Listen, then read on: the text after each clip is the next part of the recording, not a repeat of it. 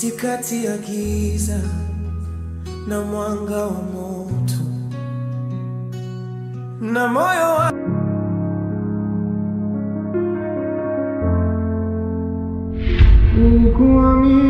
Karibu kiongozi. Asante. Na bwana niambiwa hapa no pass mnaadili na kukata tickets za ndege. Yaani zipi sasa za kwenda nje ya nchi au hapa Tanzania? Mimi nataka kwenda nje ya nchi. Ndio tunadili nazo, umepata. Tanzania ndo zote tunakata. Sisi ukitaka kwenda nje ya nchi, ukitaka movement za hapa za ndege, zote tunahakikisha.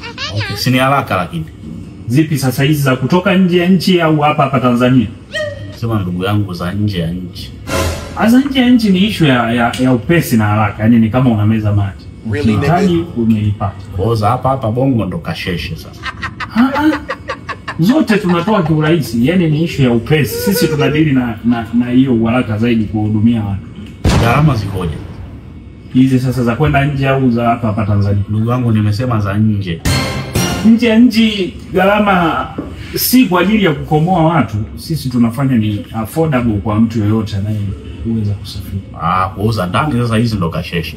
Ni vile pia, yani ni affordable kwa mtu kama anahitaji kwenda mkoani Dar es Salaam, Mbeya, Arusha, tunapata. Embassy tuachane na tiketi. Passport mnashughulika nazo.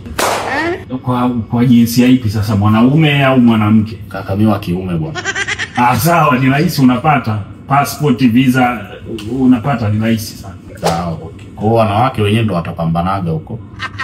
Yani jinsia zote, sisi tunahudumia jinsia zote. Uwe mwanamke, mwanaume, watoto, vijana, wazee. Sasa ndugu yangu mbona sikuelewi mara mwanamke mwanaume, mara si. Yani hapa sisi tunadili sana na wanawake. Kwa wanaume sasa ndo tuondoke maana.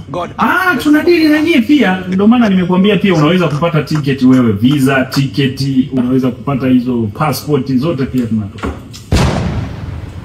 Mbona sikuelewi, umesema mnadili na wanawake tena wanaume tunapata, wanaume tena wanawake wanapata. Yaani unashindwa kujeneralize wewe.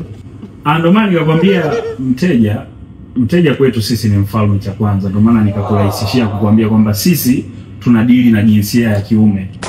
Kwa hiyo wanawake ndio wanaenda kupambana. Yaani ndio maana nikasema sisi tunadili na watu wote, uwe mwanaume, mwanamke, unapata ticket. Hebu kata. Majina yako? Lakini wa kiume. Mambo vipi?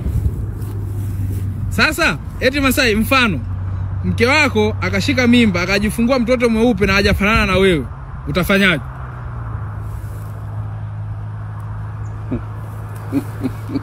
Mimi sijavaa, sina mwanamke. Yaani tunazungumzia mfano, yani ikitokea hivyo, huu ni mfano, utafanyaje? Mfano ndio kitu gani? Ni mfano. Haiwezekani, yani nimpe mimi mtu mimba azae mtoto mweupe. Yaani mimi nakwambia hivi, mfano mke wako ameshika mimba kajifungua mtoto mweupe hajafanana na wewe, utamfanyaje mkeo? Labda wawe tu amebadilisha mtoto. Mimi siwezi nikampa mimba mtoto akazaa mtoto mweupe.